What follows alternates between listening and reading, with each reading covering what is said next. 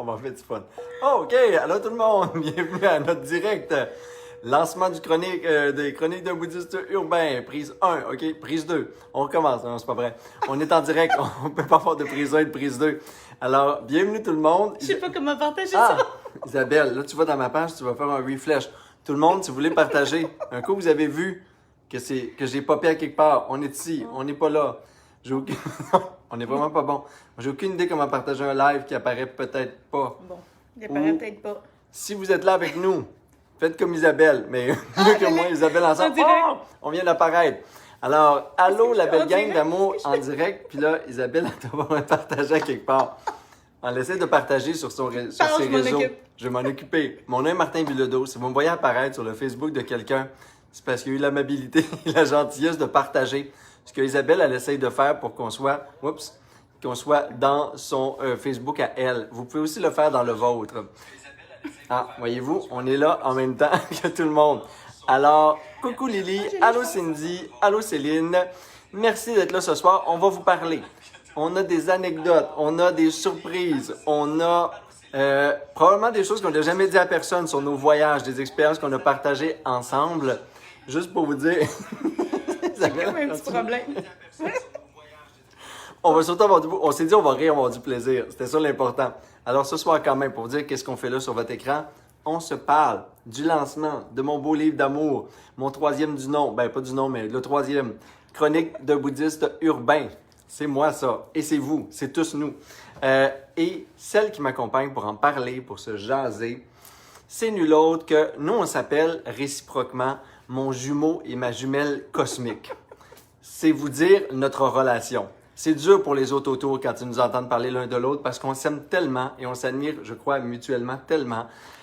Isabelle, c'est une femme que j'admire, j'aime, je viens de vous le dire, mais aussi avec laquelle on a tellement de connexion et de plaisir et de bonheur à voyager ensemble, faire des voyages spirituels, vivre des retraites, vivre le quotidien. Et en même temps, on est là beaucoup pour se stimuler, je trouve, dans notre vie, dans notre être, dans notre quête existentielle, dans notre quête de sens. Elle me fait du bien à chaque minute que je partage avec elle. Alors, j'espère qu'aujourd'hui, à deux, on va vous faire là, de façon exponentielle du bien à tout le monde. Et peut-être que si Isabelle, elle ne m'a pas encore dit si elle a réussi à partager dans son fil d'actualité, vous suivez aussi Isabelle sur Facebook et vous demandez qu'est-ce que je fais là. Ben, c'est pour vous parler du livre. Et vous pouvez partager ce soir. On va vous en parler du livre. Mais on va aussi vous parler de nous, de la méditation, de notre quête de bonheur, tout ce qui fait du bien finalement au cœur puis à l'âme. Et peut-être, Isabelle, je voulais te demander, toi qui as eu la chance là, d'avoir le livre en primeur, puis Isabelle, là, comme ça, 3 jours, elle l'a dévoré. Je ne veux même pas te mentir, c'est vrai. Pour de vrai, ma belle amie d'amour. Tu veux nous parler peut-être un peu de tes coups de cœur, ce que tu as découvert, ce qui t'a touché dans ce petit livre qu'on Chronique d'un bouddhiste urbain. Peut-être pour situer un peu pourquoi je me suis intéressée justement à lire les choses que tu fais, tout ça. C'est notre amie Alexandra Larouche qui m'a présenté Martin. Alex. Martin, c'était celui que j'invitais pour animer les bouts de méditation active dans mon bootcamp. On a animé le Zen Lab tous les deux ensemble.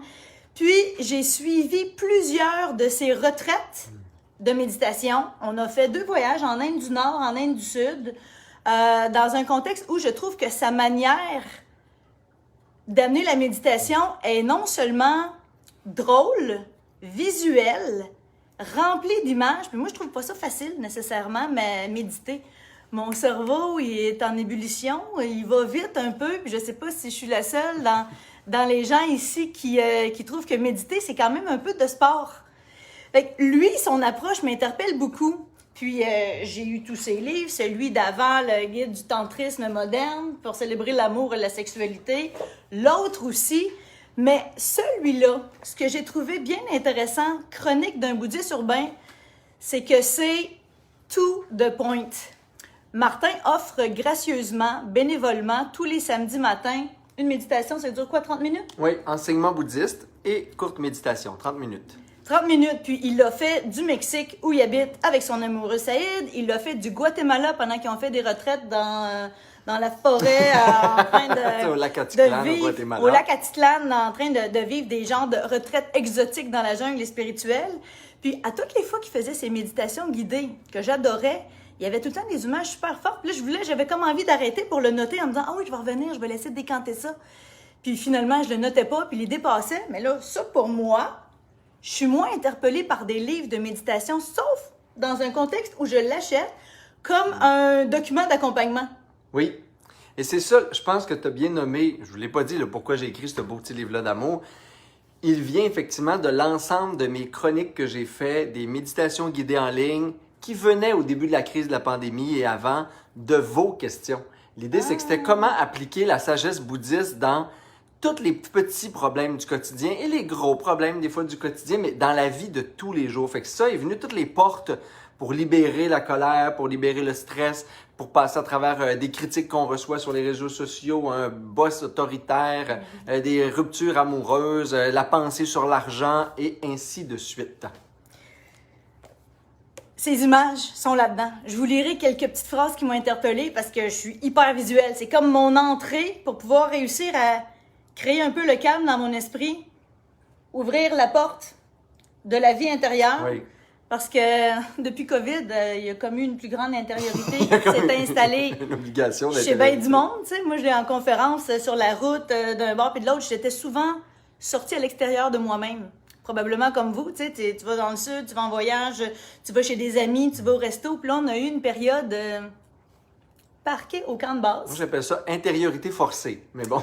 Intériorité forcée. Puis il y en a qui ont juste toléré le temps qui passait. Moi, j'en ai profité pour me plonger un peu dans ses approches à lui. Fait que vous irez voir si vous êtes nouveau sur ce post-là, si vous êtes en train de regarder le FaceTime pour la première fois, vous pourrez prendre un rendez-vous avec lui les samedis. Ou sinon, allez regarder les genres de métaphores qui arrivent là-dedans, parce qu'à un moment donné, quand on allait chercher tes chats chez mon amie Marie-Pierre Asto, on avait parlé du vide intérieur. Ah, T'en souviens-tu? Tu sais, ils disent les méditations, faut faire le vide en soi, faut faire le vide en soi. Puis moi, j'ai jamais été une grande mordue de ressentir le vide intérieur. De vide intérieur, oui. Tu sais, genre vide, ennui, existentiel. C'est comme c'était pas trop mon genre. Jusqu'à temps qu'on jase un peu du vide intérieur comme étant un peu le tube vers notre âme. Ouais. Et jusqu'à temps que tu aies fait ta méditation. Tada! Là, écoute, il faut qu'il vous parle de ça. Il a fait une méditation où il a utilisé comme une technique d'impact avec quelque chose de trippant. Puis je pense que j'ai envie de te laisser nous le faire ressentir un peu. Merveilleux. À quoi peut servir la méditation? Parce que dans son livre, il y a différentes voies d'accès à la méditation. Comment on peut comment t'appelais ça? Des voies, vivre, prendre un angle où on vit dans la joie, un angle où on essaie de vivre. Ça peut être un élan thématique qui dure une semaine, mettons, vivre dans la joie. Après ça, vivre dans le courage, que j'ai aimé, que tu nommais. Hein? Être le guerrier spirituel. Vivre dans la paix, plus doux. Vivre... Dans l'amour. Ah, dans l'amour. Dans l'amour. Oui, dans l'amour. Donc, j'ai vu chacun de ces angles de connexion avec ce qui se passe en dedans, ce genre de petit bouillonnement intérieur-là qu'on n'entend pas parce que on le remplit de chips, de verres de vin, de chocolat, de Netflix. Et là... De distraction, de spirale mentale. Fais-nous ta genre de métaphore, j'avais aimé ça au bout. Écoute, comme par hasard, on a tout le matériel ici pour la faire. On n'est pas stagé ou presque. Parce qu'effectivement, le vide intérieur, il faut le voir comme un espace d'harmonie, un espace de vibration. La plupart des gens, ils cherchent à vivre le néant. T'sais, ils cherchent à rencontrer un espace de comme platitude existentielle à l'intérieur d'eux autres. Quand moi je dis le vide intérieur, c'est vraiment un espace vibratoire, vivant, un espace de plein d'âme, de plein de conscience.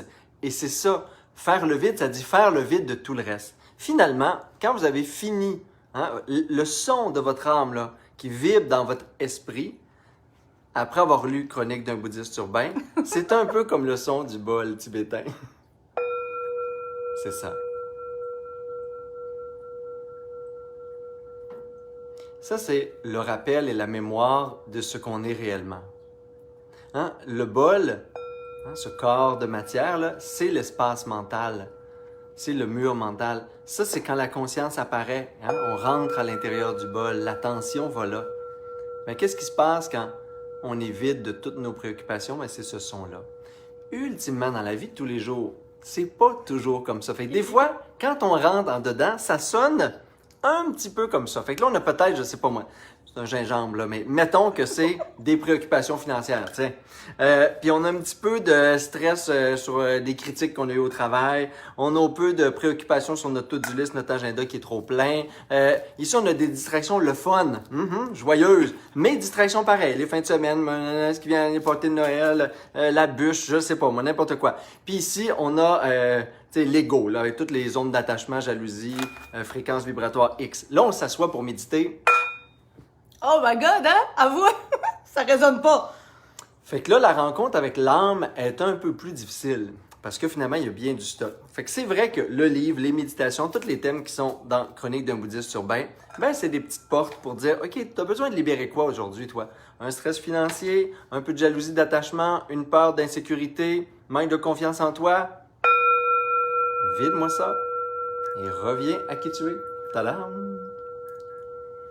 Donc, pour que ça résonne comme ça, pour qu'il y ait la connexion, parce que, tu sais, je sais pas si ça vous arrive, tu sais, l'ennui existentiel ou même quand on analyse un peu la dépression, l'anxiété chronique, les addictions de toutes les formes, quand tu analyses ça, c'est une absence de connexion.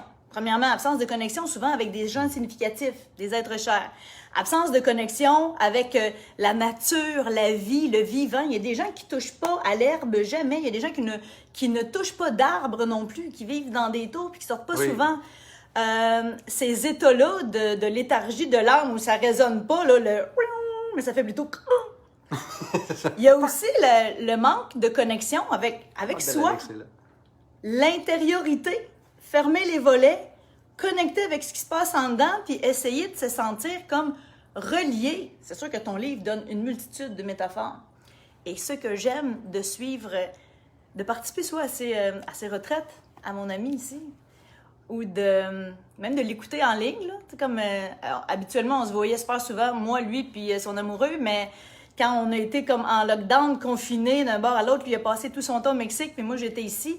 Mais son approche...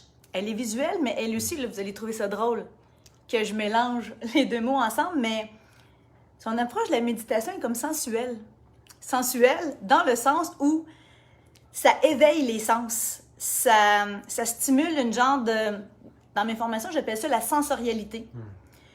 Parce que je ne serais pas portée à entreprendre un voyage méditatif à partir d'un livre ou de quelque chose qui appelle juste mon cortex. Moi, ma manière de faire, c'est qu'il faut que ça vibre par en dedans, un peu comme le bol tibétain. Puis il faut que ça atteigne, en ce qui me concerne, ceux qui me connaissaient un petit peu plus, là, la couche de notre neurologie qui s'appelle le système limbique. Et ce que moi, je vais faire avec son petit bouquin, parce que là, on fait un gros pitch de vente sur son livre ce soir, mais dans le fond, c'est toute son approche qui est super trippante. Ce que moi, je vais faire, puis je vous le suggère, là, puis peut-être même que tu pourrais nous en faire une petite méditation. Parce que moi, j'utilise beaucoup la musique pour m'amener dans l'ambiance.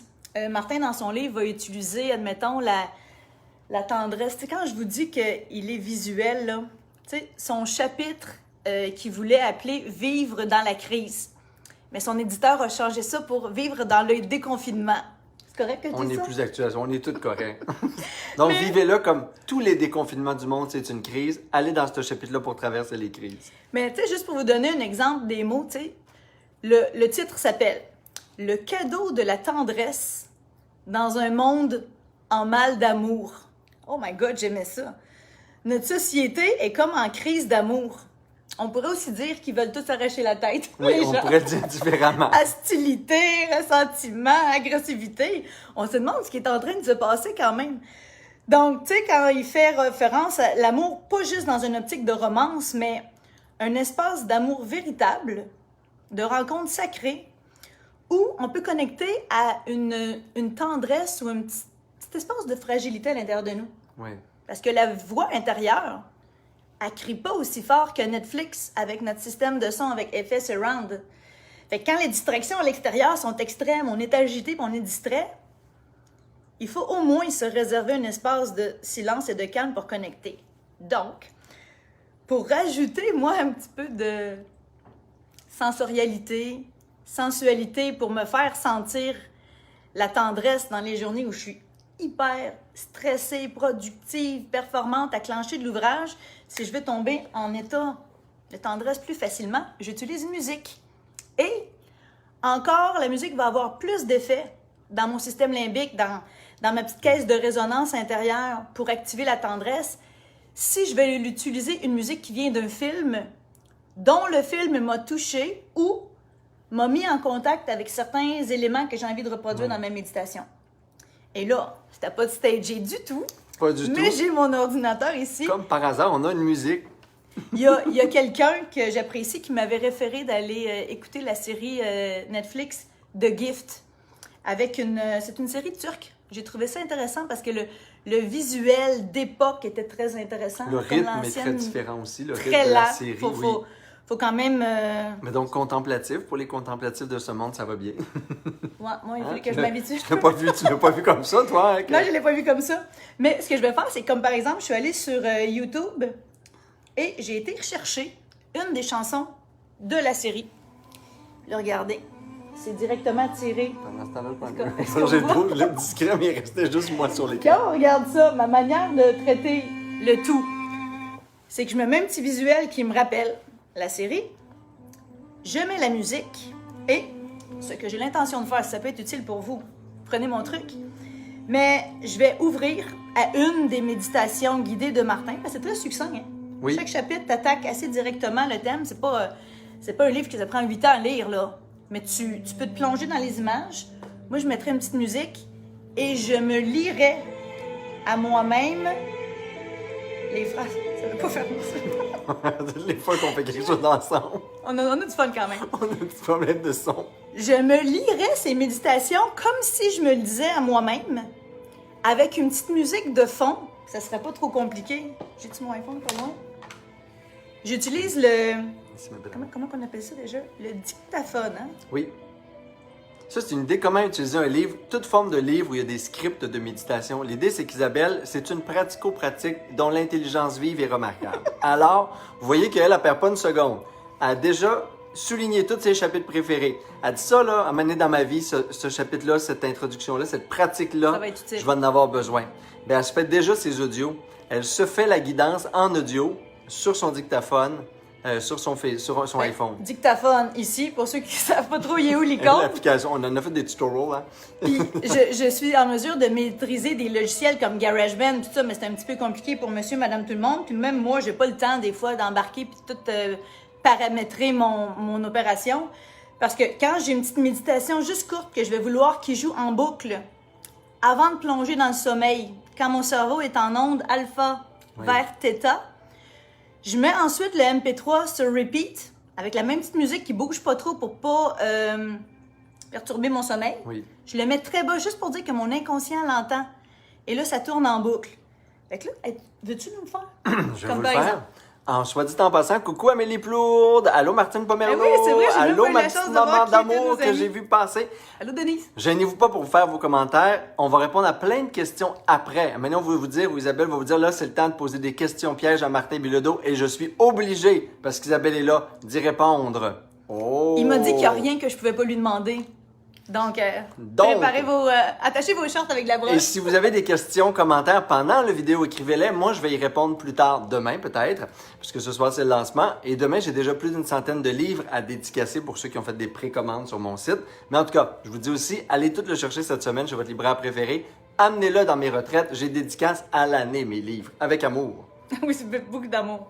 Donc, je partirai mon enregistrement ici, à côté de mon ordinateur, qui est en train de jouer la petite musique qui me rappelle une ambiance de film.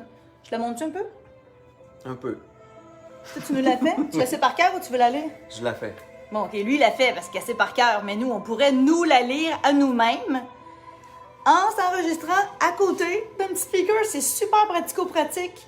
Puis imaginez le nombre de petites méditations que vous pourriez avoir en stock après pour vous dépanner dans une salle de bain d'handicapés quand il y a quelqu'un qui vous a fait enrager ou que vous êtes désespéré ou vous vous sentez tout seul au monde. On décollerait ça maintenant. Je vais même le décoller. Je vais Parfait. l'avoir après ta Juste pour voix. vous dire, cette méditation-là, c'est la pratique que j'appelle le bouclier d'amour. Quand on est face à de l'adversité, des situations difficiles, des gens méprisants, on a vécu un moment relationnel grave, parfois même, cette pratique-là, pour moi, c'est vraiment une armure dans laquelle l'amour devient suprême à l'intérieur de nous. ça permet la plus belle protection du monde, qui est celle d'aimer et d'être aimé. Fait que c'est cette pratique-là. Ceux qui ont déjà le livre là, ou qui vont l'avoir, page 136, si vous voulez vous la faire en audio, on va vous l'envoyer à tous les gens qui étaient là ce soir. On va vous la mettre en audio dans le fil de la conversation. Demain, vous allez pouvoir la télécharger en audio. C'est pratique de se pratiquer à aimer, parce qu'il y a des fois des gens qui nous font Qui n'ont pas l'air à nous raccourcir aimer. la mèche. Ils nous aiment, mais ils s'en rendent pas compte. Ouais, c'est ça. Pratiquer à faire des petites montées de OK, là, je vais t'enregistrer. Oui, OK? ma belle amour, c'est parti. C'est parti. Alors, prenez un temps juste pour vous asseoir. Peut-être on peut la faire déjà ensemble là, ce soir, la mini-pratique, Oui, le essayez-le. bouclier, hein, la protection de l'amour, cette armure extraordinaire qui est celle d'être aimé. On peut prendre un temps pour respirer, amener la respiration jusqu'au ventre, ouvrir l'espace du cœur. C'est quoi une respiration dans le cœur pour vous? Qu'est-ce qu'une respiration qui permet à votre poitrine de se détendre? Amener une certaine légèreté, une facilité dans le souffle. Puis prenez un temps pour y penser. Ce serait quoi les personnes ou la personne avec lesquelles je pourrais m'imaginer être en ce moment les yeux fermés? Celle qui m'a le plus aimé. Isabelle, ça va être certainement sa grand-mère en premier. Moi, quelque part dans le groupe principal. Pour vous, je ne sais pas c'est quoi.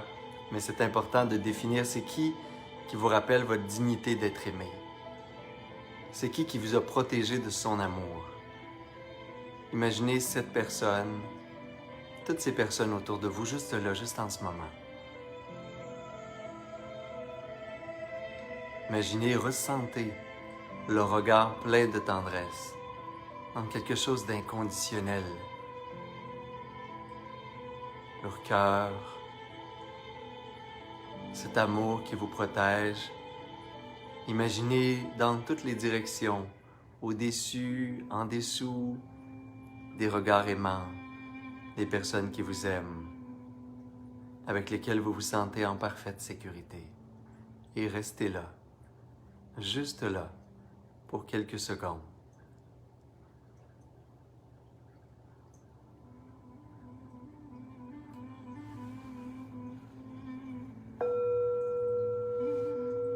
Peut-être que ça résonne un peu plus comme ça dans votre cœur, hein? On a juste libéré tout le reste. Et on imagine et on ressent que cet amour-là nous entoure comme un bouclier pour toute la journée. Et on devient invincible. Alors, c'est une des pratiques. Méditer, c'est pas juste s'asseoir, respirer, c'est pas juste la pleine conscience.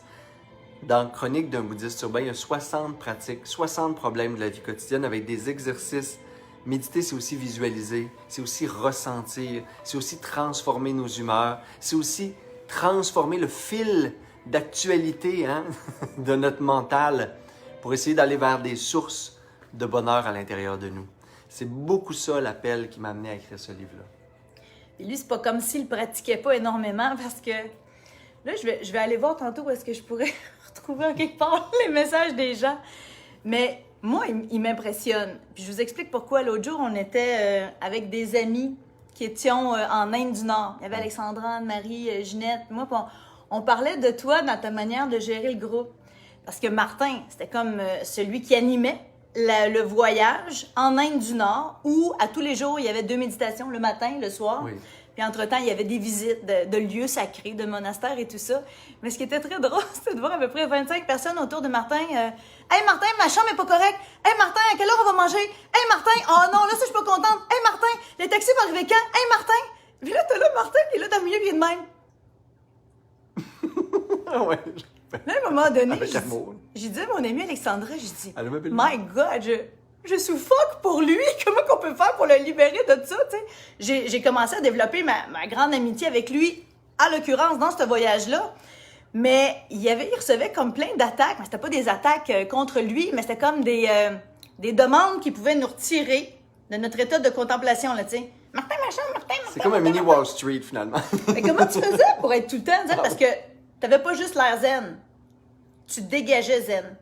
Ben, tu dégageais que ces choses-là, ils devenaient pas qu'ils te rendaient impatient ou à bout de nerfs. Ou, tu sais, ça coulait de flot. Même si on était fatigué puis usé par des trains qui ne Oui. finissaient plus, là. Comment tu faisais Et ça? moi, toi aussi. Explique-nous ton comment. De quel bord tu le prenais? OK, on a dit qu'il y avait plein de questions pièges puis qu'elle allait raconter des anecdotes. Ben là, ça commence et on les a pas prévues ensemble. Probablement pour cette pratique-là, là, dans cette situation-là, parce que moi, j'ai été aussi coordonnateur de maison de jeunes où les jeunes, les intervenants, les bénévoles, en voyage, les gens sont insécures, dépourvus, Nécessiteux. nécessiteux. Je ne savais pas comment je cherchais un mot, merci. Nécessiteux, c'est un beau mot. Et une de mes pratiques spirituelles que je fais en méditation avant de commencer une journée où je sais que je vais être dans cet environnement-là humain, c'est d'imaginer tous les êtres humains comme si c'était soit mes enfants ou soit mes frères ou mes sœurs réels, ceux qu'on aime le plus au monde, là. Et là, tout d'un coup, au lieu que ce soit des inconnus, au lieu que ce soit des étrangers, ben ça devient les personnes que j'aime le plus au monde. Et ça déracine, pour moi en tout cas, ça déracine le stress de ça. Mais qu'est-ce qui arrive quand les gens qui t'aiment le plus au monde sont ceux qui t'énervent le plus? Mais ils t'énervent, mais on prend pas les choses personnelles. Quand on aime, on juge pas. Fait que tu sais, c'est le jugement sur les autres à un moment donné qui fait « OK, elle, voyons, c'est donc bien ridicule s'énerver pour ça. Ah, elle se stresse pour ça, mais ça fait 3 fois qu'elle me le demande. » C'est le dialogue intérieur, finalement, qui fait qu'on perd notre patience, qu'on devient irritable, notre humeur change puis qu'on est plus disponible aux gens. Ah, OK. Fait que que c'est- tu dis dans ta tête, voyons, fatigante, ils vont-tu me lâcher? Oui, ben c'est pas, moi, je peux pas penser Laissez-moi que tranquille. Audrey, ma sœur, qui est là, ma mère, tu sais, les gens qui m'entourent. Là, je peux même dire, j'imaginerais que c'est Isabelle, tu sais, que ce sont toutes des Isabelle Fontaine que j'aime plus que tout au monde. C'est impossible que je tombe dans le jugement, l'apathie par rapport à eux, que je prenne personnel ou que j'envoie des intentions personnelles négatives chez les autres. Zéro.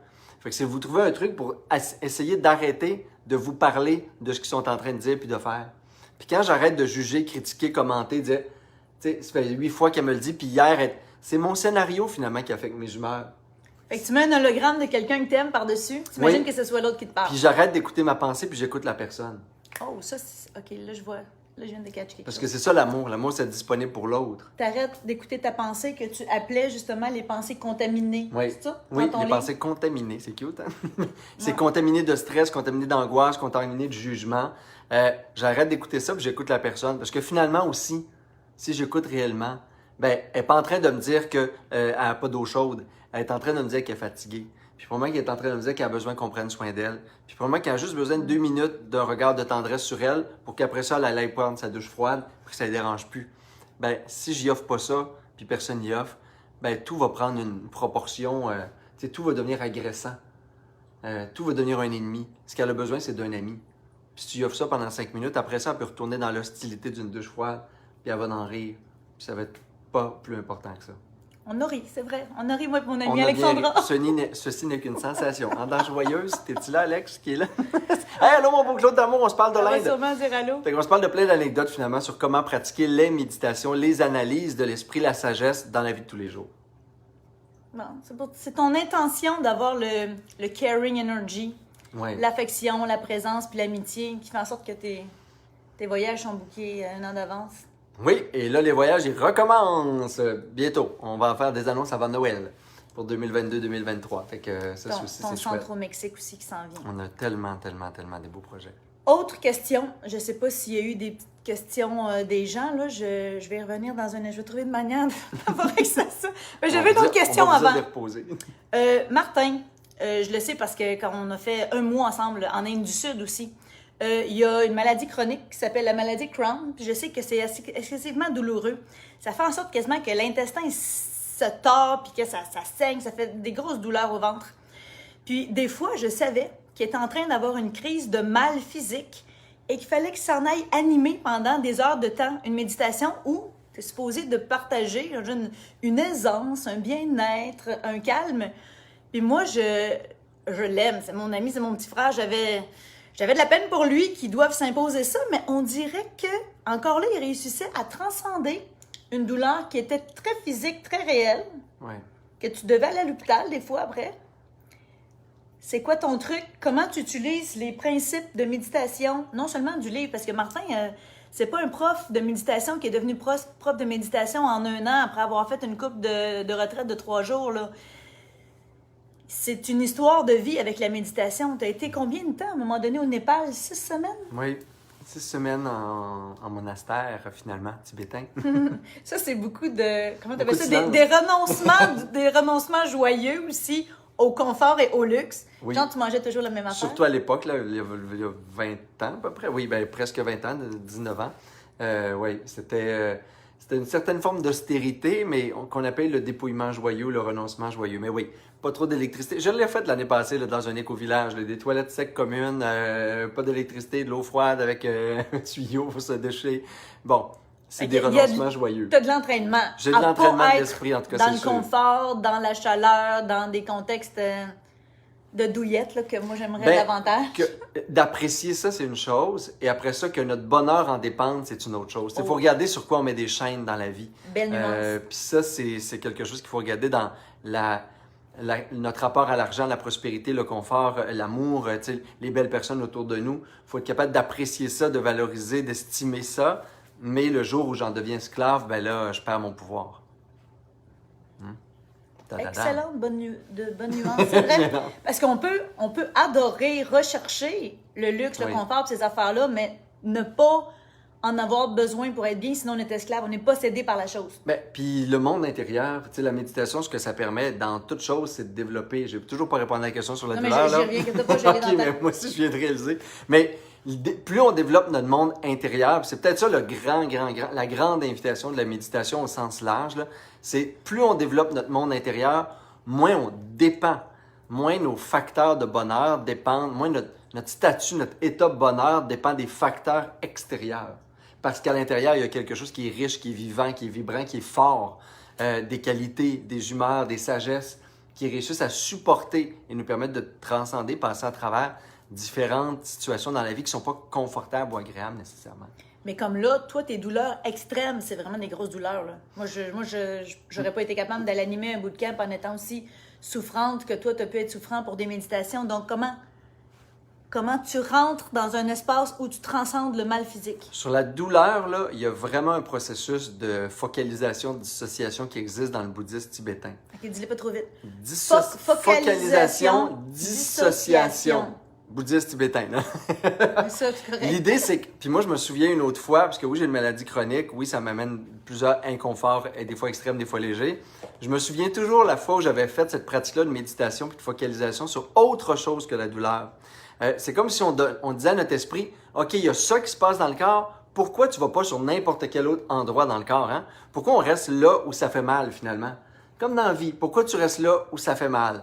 Mais la pratique, c'est d'amener la focalisation puis l'attention ailleurs, sans nier, sans lutter, sans juger sur la douleur. Moi, j'avais fait cette pratique-là quand j'étais à me faire arracher 4 dents de sagesse d'une shot. Il y en a plein qui l'ont vécu aussi, là.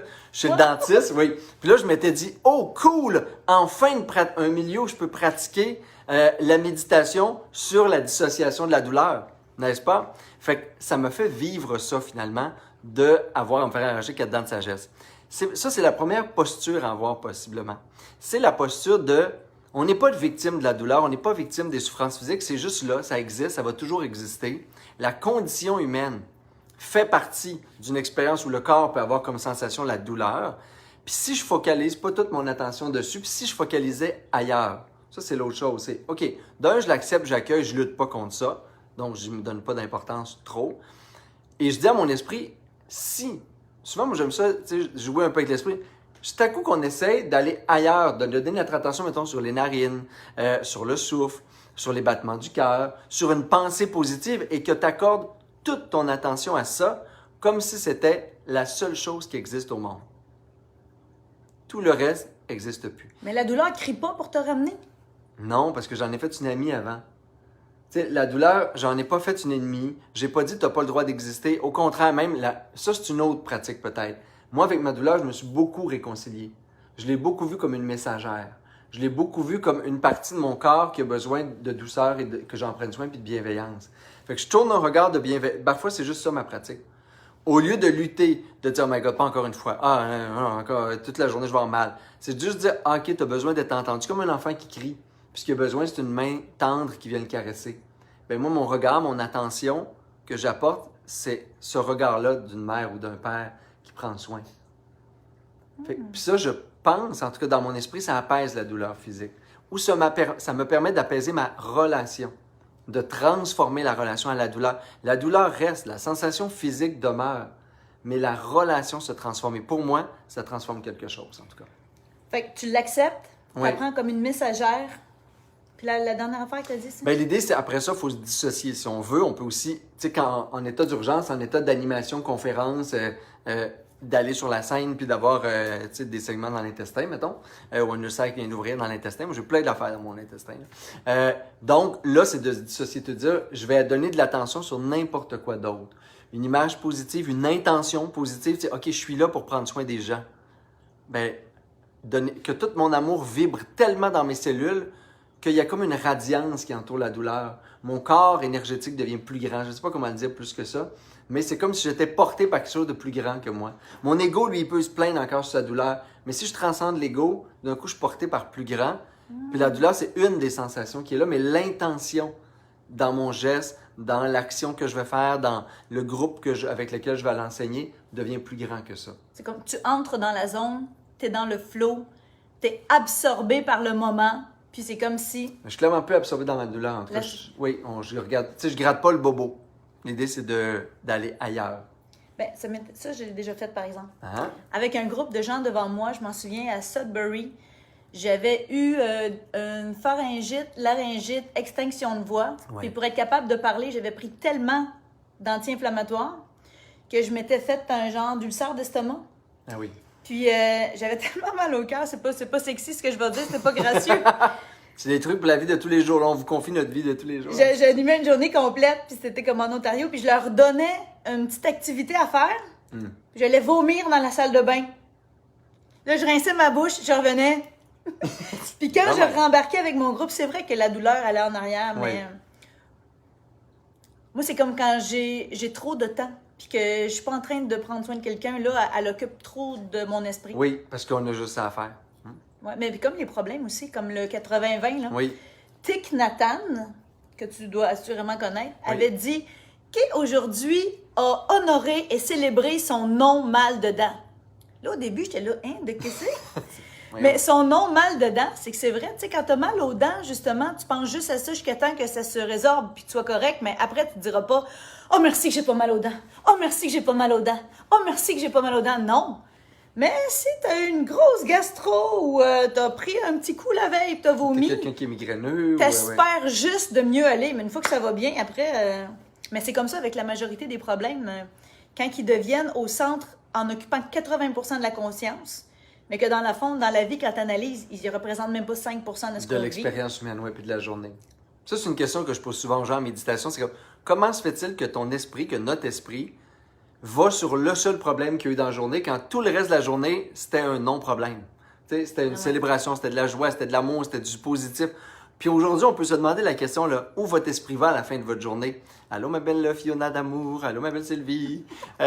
Ouais, moi, j'aime ça dire salut au monde. Là. J'arrête pas de vous voir. Ouais, c'est parce que je te regarde, je t'écoute, je regarde pas le monde, hein, tu sais. Non, mais j'arrête Je vais aller pas de les dire- regarder, ils savent j'arrête même pas de que je dire regarde. salut. C'est le temps, peut-être, si vous avez des questions. Ou est-ce que c'est le temps, si les gens ont des questions sur le livre, les expériences, les projets, ce qui Ah s'en non, j'ai vient, une des autre question. anecdotes? OK. Préparez-vous après ça. J'ai une autre question. OK. Là, toi, tu as commencé bien de bonne heure à t'intéresser à la méditation et à ta quête vers le bouddhisme. Quand c'était une secte encore au Québec, oui. Le bouddhisme, c'est une secte. Ouais. Oui, au Québec, ça a été longtemps considéré comme une secte. Moi, c'est devenu plus tard que j'ai eu comme la quête de sens ou que je réfléchis tu sais, à la raison d'être, à ma mission dans la vie, la vocation, là, quand je me suis cherchée professionnellement. Oui. Mais tout, ça a commencé très jeune. Puis nous autres, à toutes les fois qu'on faisait les voyages ou les retraites, il y a tout le temps des bouts où c'est pas juste, t'es pas de même pendant des journées de temps, là.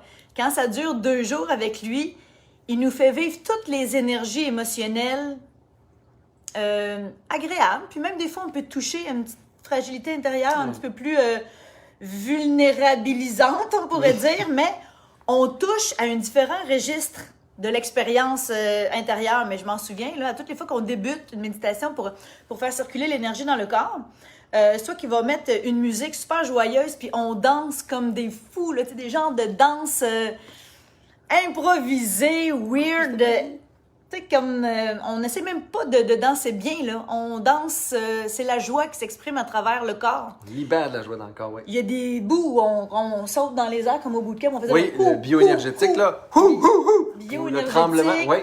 des genres de sons bizarres avec la voix. Oui, on sort de l'ego. Fait que, tu sais, on ressent une multitude de choses, puis de façon générale, ça goûte bon. Fait que moi, j'avais dans ma tête que Martin, c'est un joyeux, bienheureux qui est venu au monde comme Obélix dans la potion magique, avec la joie. Puis c'est drôle, parce que je le connais depuis un certain bout de temps déjà, de 2016, 2017. Mais quand on était chez moi en train de manger avec lui puis son amoureux Saïd, je dis ouais, mais toi, t'es né dans la joie. Puis il m'a fait un petit recadrage. Un petit Parle-nous recadrage. de ça. J'aime ça, les expressions d'Isabelle. Moi, je me sens toujours intelligent quand je parlais avec elle, puisqu'elle était intelligente, fait qu'elle me reflète ça, tu sais. Donc, oui. C'est on mon a fait un ami recadrage. érudit qui vulgarise les choses, mais c'est une encyclopédie vivante. Fait que recadrage, on a des points Recadrage, de chantier. changer la perspective. Oui. T'es Donc, pas venu au monde joyeux. moi, je suis venu au monde en crise. C'est souvent ce que je dis. Tu sais que Denis se dirait ta mère? Ah, c'est sûr qu'elle me dirait que je suis en crise existentielle. Je remets tout en question. Je suis un hypersensible, un hyper émotif. Fait que ce qui me définit comme bébé dans mes 28 cousins et cousines, c'est moi qui pleurais le plus. Dès qu'on me lâchait, dès que je n'étais pas dans les bras de ma grand-mère ou ma mère ou une de mes marraines, ma tante, etc. Mais cette hypersensibilité-là, cette grande crise-là de sens, parce que moi, je trouvais la vie insignifiante. Même quand t'étais petit. Quand j'étais enfant, tu sais, je lisais Le Petit Prince, j'avais 6 ans. Après ça, Les Lettres de Montmoulet d'Alphonse Daudet. Après ça, La un Fontaine, érudit. les fables, la poésie. Nietzsche, à 14 ans, c'était mon Dieu grec. Hein? Après ça, c'était le Tu chemin... lisais Nietzsche à 14 ans? Ouais, après ça, Le chemin le moins fréquenté de Scott Peck. Quand il est sorti, j'avais 15 ans, ce livre-là. Ça, je l'ai lu aussi. Après ça, donc, le bouddhisme est arrivé à 17 ans dans ma vie. Mais ce qui me définit, donc, c'est pas comme là, je trouve folle là. Tu sais, moi, j'étais vraiment le je trouve grognon. Tu sais, en tout cas, le je trouve sensible. Tristounet. Émerveillé aussi, parce que la nature, pour moi, a toujours été un refuge, puis je suis un contemplatif. C'est ce qui m'a beaucoup, beaucoup calmé, qui a canalisé ma peine, ma souffrance, mes crises, ma noirceur. Mais je trouvais que la vie avait pas de sens. Tu sais, c'est la vie extérieure, ce qu'on m'a proposé comme modèle de vivre, faisait, mais aucun sens. Tu sais, les questions qu'on nous pose quand on est enfant, puis même qu'on se pose adulte, là. Qu'est-ce que tu fais? C'est quoi ton métier idéal? Qu'est-ce que tu veux devenir? Où tu voudrais vivre? Ta maison? Serais-tu te marier ou pas te marier? Tu sais, moi, quand j'étais jeune, on nous posait toutes ces questions-là de quelle université? Je veux être heureux. Tu sais, je veux juste être comme en paix, heureux. Je veux trouver un lieu où je suis bien. Je veux... Le concret, juste matériel. La nature. répondait pas à ton Non, moi, paquet. je faisais une liste d'animaux que je voulais amener sur mon île déserte, tu sais. C'était fort. Fait que c'était un peu ça mon utopie. Moi, c'était une île déserte avec juste des animaux. Fait que, puis vivre en harmonie, prendre soin de la nature, puis la nature prenne soin de moi. C'était un peu ça mon rêve quand j'avais 7, 8, 9 ans. Puis, Fait que j'étais en crise, tu sais. fait qu'il y avait un vide qui était moins agréable que le Il y vide avait un d'aujourd'hui. vide pas plein parce que je l'avais pas rempli, ce vide-là, de sagesse, d'aspiration, de poésie, de prière, de rites sacrés, de connexion avec la nature, avec les autres, dans un sens qui me faisait du bien. Aussi, quand j'étais jeune, je voyais pas le sens profond des relations humaines. Je trouvais que les gens s'utilisaient beaucoup, tu sais, adolescents. Ben, il s'utilise encore Puis pas même mal. adultes. Les relations sont transactionnelles. Pourquoi les gens ils disent des faussetés? Pourquoi quand ils vont pas bien, ils pleurent pas devant les autres? Pourquoi? Je trouvais qu'on n'ouvrait pas notre cœur facilement. Il y avait toutes sortes de conditions à aimer, à être ton ami, etc. Je comprenais absolument rien finalement du monde. Fait que c'était comme gris. De la société très, très gris foncé.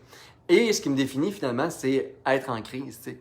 Je m'explique pas après ça la violence dans le monde, j'explique pas l'injustice. Ben, je cherche, je t'enquête, j'essaie de voir en résonance avec la souffrance humaine, comment on peut trouver un chemin intérieur, comment à toutes les fois qu'on se déracine de notre cœur, de notre âme, ben il y a le mal puis la méchanceté qui apparaît. Tu sais. Le mal, ça n'existe pas, c'est juste l'absence d'âme, c'est l'absence de connexion divine. Les laideurs puis la souffrance humaine, c'est quand je suis pas dans l'espace sacré de mon être, c'est quand je suis pas dans ma grandeur, c'est quand je suis pas dans ma lumière. La bêtise humaine, c'est quoi? La bêtise humaine n'existe pas, selon moi. C'est juste l'absence de sagesse. C'est comme si tout le samsara, la souffrance, le malheur, le mal, c'était toujours l'absence d'amour, l'absence de sagesse, l'absence de lumière. En soi, ça n'existe pas. Fait que c'est ça, c'est la l'absence de pensée. ces choses-là qui sont essentiellement les thèmes dans le bouquin. Ben, qui sont tous mais les beaucoup thèmes tes du thèmes de livre. méditation. Oui, puis tous C'est les de thèmes. remplir de ça la coquille vide qui goûte pas bon Oui. pour que ça devienne un genre de coquille, de bol qui résonne. Ben, d'un beau bol tibétain qui résonne, ça devient comme un chaudron magique finalement. Au lieu d'avoir de la boîte qui branche toute Fais la donc journée. sonner ça, ton affaire. Ben là, on a un petit chaudron magique, hein? Puis l'âme puis la conscience peut vibrer seule, triomphale. En Inde du Nord, on était sur le toit de notre hôtel. Allô, ma belle Alex d'amour! Alex est là. En face de l'Himalaya qui se rendait jusque-là. Puis à un moment donné, on a eu comme un matin en prenant notre café sur le toit, devant les montagnes. Tout le monde s'était quasiment acheté un petit bol. Hein, puis on avait comme un genre de concert de différentes grosseurs de bols tibétains. Mais je comprends mieux ce que tu disais tantôt, c'est que peu importe les conditions qu'on vit dans l'extériorité, là, genre job, t'es célibataire, t'es tout seul, tu cherches. Amitié, si ton royaume intérieur est plein des thèmes dont tu parles, t'es moins sujet aux soubresauts de la vie matérielle extérieure. Oui. Mais ça s'entraîne, ça. Ça s'entraîne et à chaque jour, parce qu'on est toujours amené finalement à donner de l'importance davantage aux autres, à l'argent, à la matérialité, à notre succès, à la renommée, aux critiques, aux opinions, etc., à notre stabilité financière. C'est comme si ça devenait toujours plus... Je vous dis pas que c'est pas important, là, mais je vous dis, ça va fluctuer toute notre vie. Et si on dépend des facteurs extérieurs pour être heureux, bien, on n'a pas assumé notre pouvoir intérieur. Je pense que méditer, trouver des chemins de sagesse en nous puis les affirmer, c'est regoûter à notre pouvoir intérieur. La méditation, pour moi, c'est un processus d'affirmation de notre pouvoir intérieur, finalement. Lorsque j'affirme la joie, lorsque j'affirme l'amour, même quand il y a juste de la colère autour de moi, lorsque j'affirme en moi la paix qui est triomphale dans le conflit, l'adversité, ben, je suis dans mon pouvoir.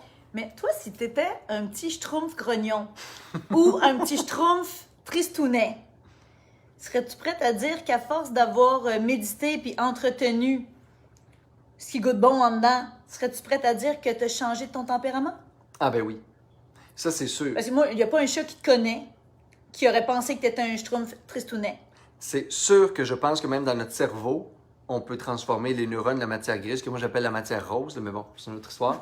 Mais, parce qu'un cerveau, entre vous et moi, c'est rose là, quand il est vivant. Ça s'appelle la neuroplasticité autodirigée. C'est ça qu'on fait. Comme ça, on peut changer notre tempérament. Parce que finalement, la personne qu'on est, c'est en changement, c'est en évolution constante, tu sais. Non, je te dis, personne pensait que toi, tu avais un fond triste. Oui, ben moi, je pleurais tout le temps. Bon, aussi, j'avais la maladie. Tu sais, quand j'étais jeune, je digérais pas le lait. Je digérais pas ce que ma mère me donnait. Fait que je pleurais beaucoup aussi par déficit de bien-être. De bien-être abdominal. Mais finalement, ça faisait aussi que toute ma journée, je broyais du noir parce que j'étais dans la douleur, parce que peu importe. Et effectivement, je pense qu'il faut s'entraîner au bonheur, il faut s'entraîner à la joie, il faut s'entraîner à l'amour. On n'est pas nécessairement facilement enclin à ça, puis on le perd quand on passe de l'enfance sacrée à l'adolescence et le monde extérieur, des fois, nous envahit de tout le reste. Là. On le perd aussi quand on écoute la télé, les nouvelles. Blessures, trahison, pessimisme, cynisme, etc.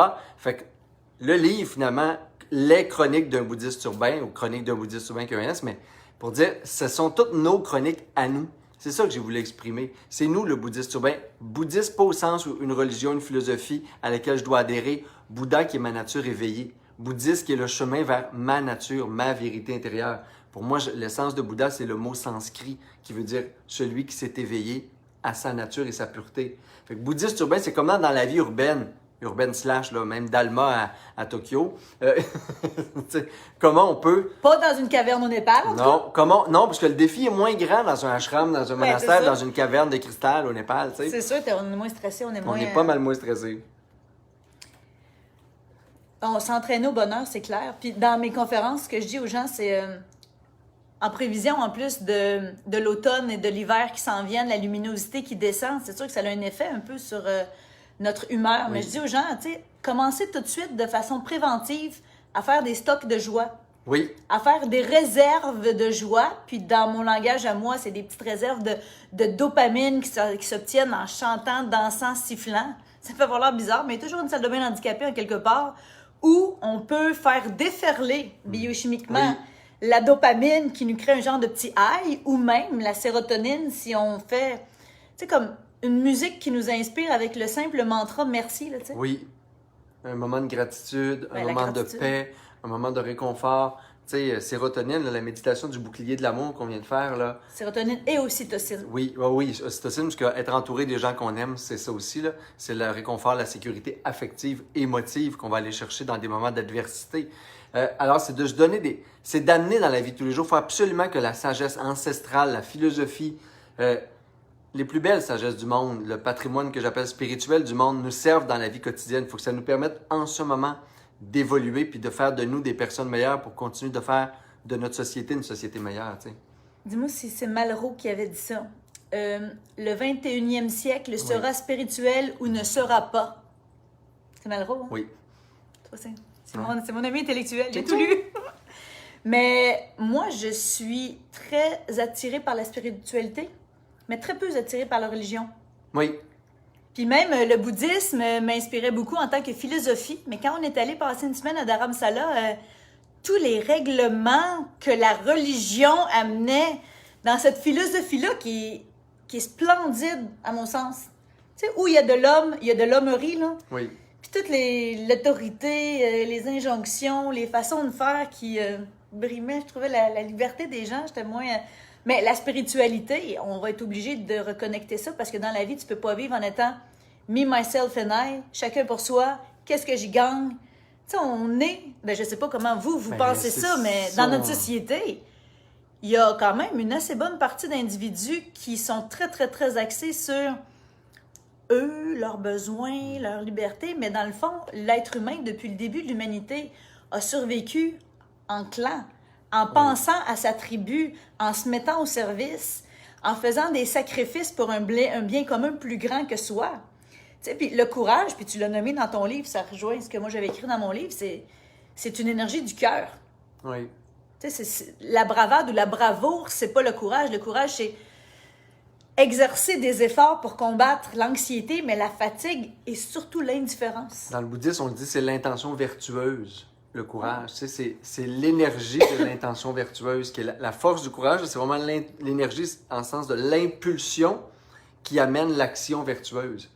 Ce qui veut dire l'action de générosité, d'empathie, de bienveillance, la mère qui sacrifie pour ses enfants, ainsi de suite. C'est ça le courage, aller dénoncer pour avoir une meilleure justice sociale, ainsi de suite. Alors, mais il faut se regarder au quotidien, il faut regarder en moi qu'est-ce qui me parasite, qu'est-ce qui me paralyse, c'est quoi mes poisons dans mon esprit qui ne me permet pas d'être grand, d'être juste, d'être courageux dans mes actions et dans mes choix. Les poisons de nos esprits, les pensées contaminées, Oui. Ce qui occupe un trop grand pourcentage d'énergie psychique. Tellement, parce que finalement, si on laisse l'âme se dessécher individuellement, l'âme du monde aussi va se dessécher. L'âme du monde va se dessécher. Lui, il aurait pu être un poète aussi. Comme je vous dis, il y a des petites phrases qui sont assez punch. Ah, il y avait plein de choses dont je voulais parler, là. Laisse-moi... Gang d'amour. Ah, si attends, vous je avez vais des regarder questions- s'il y a des questions. OK, Oui, continue de jaser mais avec eux on va autres. les voir là en même temps, je crois. Là, on cherche toutes nos lunettes parce que finalement, pour lire, on en a besoin quelquefois. Hey, Non, merci pas moi. pour vos cœurs, vos petits bisous. Tous les gens qui font des petits pout-pout sur les côtés. Je l'ai, j'accepte. Oh! Et voilà. Là, il faut que tu ailles au bout de la liste. Tu es là. S'il y en a qui ont des questions, le livre, moi, Isabelle, nos commentaires, nos sujets, allez-y, mes amours. Bon, c'est génial. Tu vois? Natalia Stéphanie dit c'est génial comment tu traites la douleur. Merci, ma belle Natalia d'amour. Allô, Sophie Landry? Allô, ma belle Sophie. On s'ennuie de vous voir en vrai, là. Puis de pouvoir se prendre dans les bras. Fait que nos amis, notre communauté, notre sangha, si vous avez des questions, là, c'est le temps d'y aller. Si vous avez des questions que vous avez toujours voulu me poser, vous ne pensiez pas que j'allais y répondre. Là, j'ai pas le choix. Je suis là-dessus, là. Je cherche ça. Isabelle, je cherche ça. Oh, Kelly dit j'ai rencontré Martin dans la rue, il m'a donné un hug, comme un grand ami proche. Oh, Ça, c'est parce qu'ils sont devenus amis avec toi sur Facebook. Oui, à travers tes méditations. La disponibilité d'aimer l'autre, ça, on en parle beaucoup dans le livre aussi. Alex, le froid n'est qu'une Ah, sensation. le froid n'est qu'une sensation. Coucou, ma belle crevette d'amour. Mon instinct me dit qu'on n'a pas de questions pièges. Mais vous êtes généreux et gentils, mes beaux amours d'amour. Alors, peut-être que vous allez avoir plus de questions. Moi, je vous invite à aller. Là, il est disponible au Québec. Oh, attends, uniquement. on a une petite question. OK, Oh, vas-y. il est disponible au Québec. Ben, regarde-là les questions. Oui. Chronique d'un bouddhiste urbain. Il est censé être disponible demain matin en librairie, là. Mais des fois, ça prend 1 ou 2 journées de plus pour qu'il ouvre les boîtes et tout ça. Mais allez voir vos libraires préférés. Commandez-le en ligne.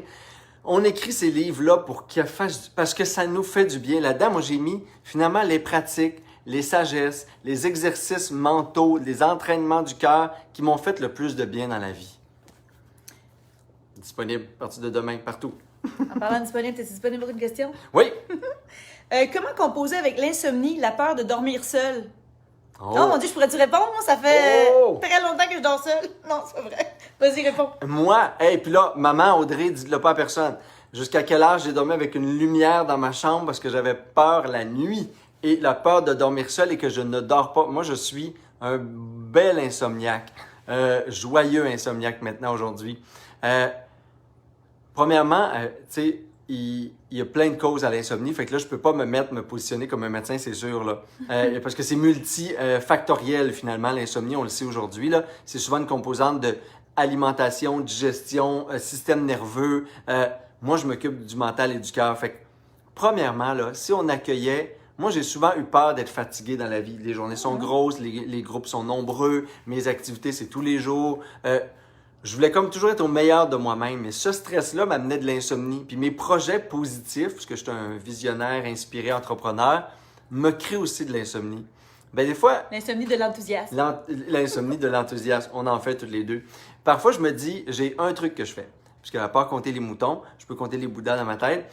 Ce que je fais, c'est que je me dis, je regarde mon esprit, puis je regarde tout ce qui passe dans mon esprit, et j'essaie de discriminer tout ce que je me suis déjà dit. Je me dis que c'est pas important, puis je suis pas obligé d'y penser.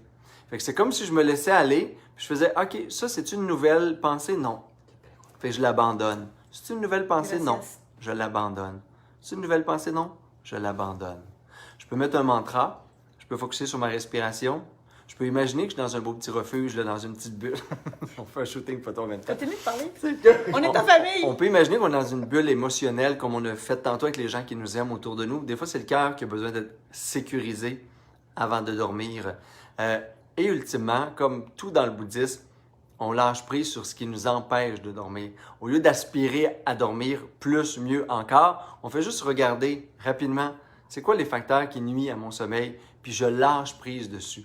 Si on s'aperçoit que c'est ce qu'on mange le soir, c'est la télé, c'est notre besoin compulsif de regarder ce qui est sur notre téléphone avant de se coucher, on lâche prise sur tout ça, on lâche ça, on change nos habitudes. Et ultimement, on change nos habitudes mentales. Si on en a besoin, on se met des belles choses dans la tête, on lit des beaux livres inspirants avant de se coucher. C'est peut-être ça aussi, transformer notre esprit avant le sommeil. Et si ça nous prend des pratiques de visualisation, respiration, et bien là, il en existe plein, mais on les fait. Le sommeil, c'est précieux. Le sommeil, c'est un temps qu'on fait avec soi-même. C'est un temps de se déposer. C'est un temps pour ralentir.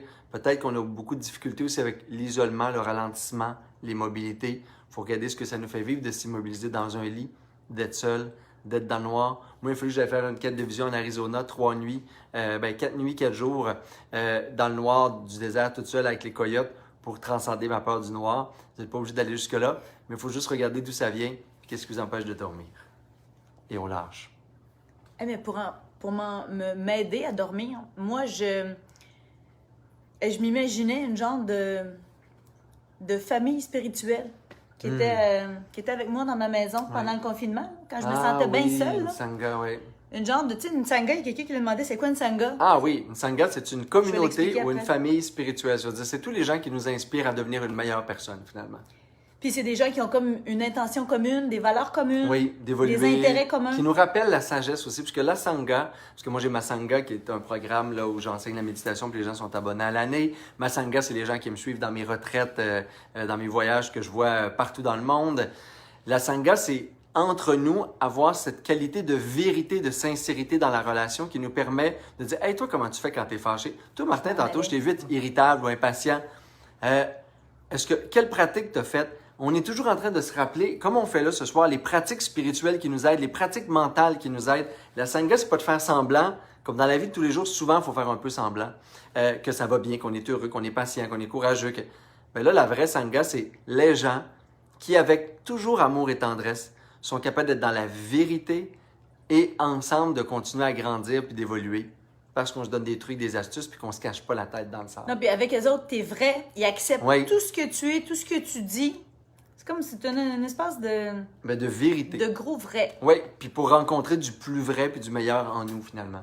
Sans jouer de jeu. Mais tu sais que dans la formation que j'avais faite pour vous, Sens et Neurosciences, pour le Festival Human, je vous racontais qu'un des trucs, quand je me sentais bien toute seule, c'est que j'allais sur YouTube, puis j'allais me connecter à la sangha de Muji.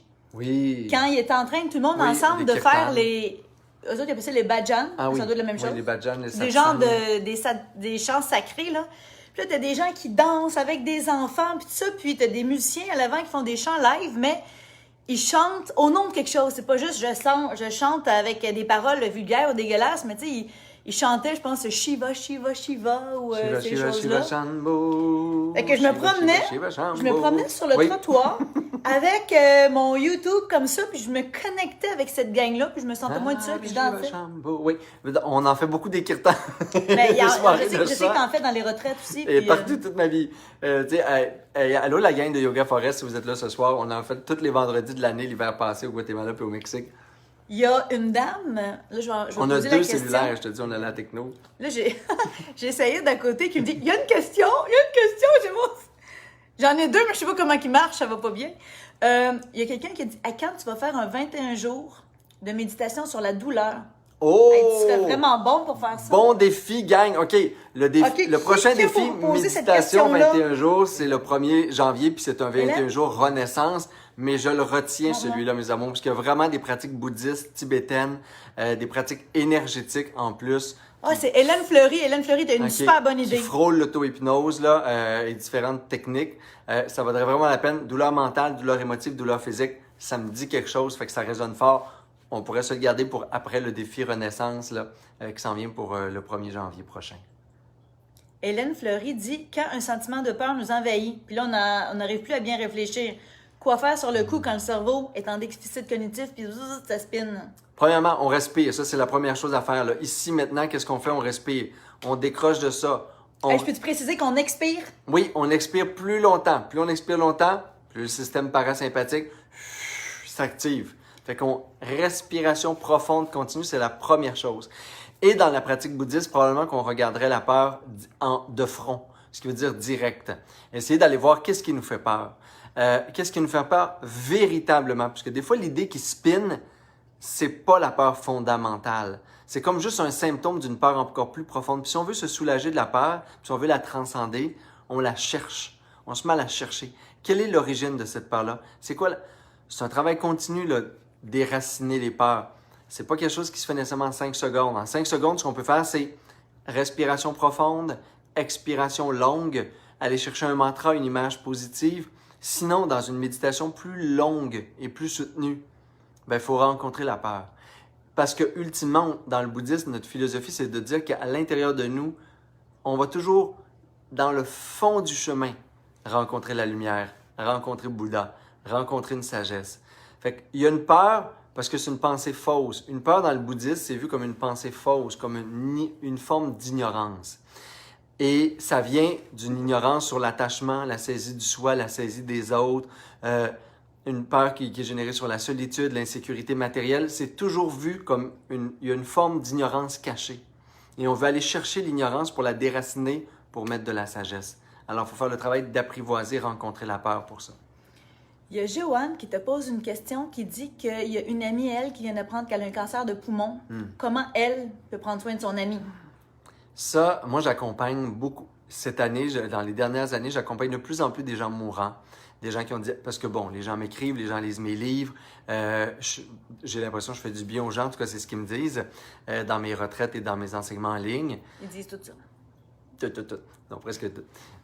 La majorité. Ceux qui restent là. Effectivement, on me demande d'accompagner des personnes mourantes ou de parler puis communiquer avec des gens qui s'en vont vers la mort. Je pense que la plus belle posture à avoir sur les personnes mourantes, les personnes qui ont des diagnostics lourds, des personnes, c'est la posture d'écoute. Je pense qu'il n'y a pas grand-chose qui peut soulager au niveau des conseils. Je pense que la personne a besoin, peut-être que quelqu'un ait la capacité d'accueillir son niveau de souffrance, son niveau de désarroi, son niveau de désespoir, son niveau de peur, sans la juger, sans essayer d'éteindre sa détresse, sans essayer d'étouffer sa confusion, pour qu'elle-même trouve le chemin, passer du désespoir à l'espoir, passer de la confusion à la confiance, et ainsi de suite. Pour ça, elle a besoin de toucher en elle ce qui est vrai. Et le premier processus, c'est d'avoir des gens qui sont capables de non seulement tolérer, mais d'accueillir et de rester bienveillants et ouverts, créer un espace, être le contenant de la souffrance de l'autre, ces différents chemins de souffrance, et de rester là avec amour. Le holding de space. Oui, holding de space, c'est ça. Émotionnellement, oui, être là. Tu crées un bassin énergétique autour de la personne, tu shoots de l'affection, oui. Puis tu accueilles tout ce qui vient d'elle. Mais tu donnes pas de solution. Mais t'as rien à faire. Ouais. T'as juste beaucoup à être. Et ça, c'est la posture la plus belle au monde. C'est le témoin bienveillant, attentif, ouvert. Et on essaie de le pratiquer avec ces positions-là en s'intéressant à la personne aussi. Pas par curiosité malveillante, pas pour essayer de jouer au psychologue. Juste quand la source de notre interaction est la bienveillance, la personne va être en confiance, va être capable de libérer ce qu'elle a à vivre. Puis on l'accompagne, puis ça se transforme. Puis à un moment donné, ça meurt. Dans la bienveillance, puis dans l'amour. C'est ce qu'on veut tous, hein? Ouais. J'ajouterais que, tu sais, des fois, on veut tellement que tout le monde se sente bien, puis joyeux, puis heureux tout le temps, que la tristesse a sa place, le désarroi a sa place. Puis quand tu écoutes la tristesse, puis le désarroi, puis la peur, à un moment donné, ça vient que ça s'estompe parce que Oui.